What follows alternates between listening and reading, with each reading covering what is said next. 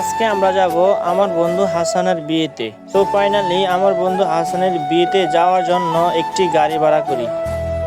এরপর আমার বন্ধু হাসানের বিয়েতে চলে আসি। হাসান আমাদেরকে রিসিভ করে। হাসানের আরো বন্ধু বান্ধব ছিল, তারা অনেকেই চলে আসছে। তারপর আমরা সব বন্ধু মিলে একটি মসজিদের ভিতরে চলে যাই। বিয়ের সব কার্যক্রম শেষে আমার বন্ধু হাসান কবুলটাও বলে ফেলে। আলহামদুলিল্লাহ কবুল করিলাম। আলহামদুলিল্লাহ কবুল করিলাম। সবাই শুনছেন তো না?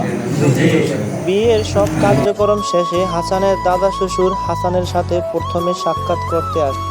এরপর হাসানের শ্বশুরও তার সাথে সাক্ষাৎ করতে চলে আসে।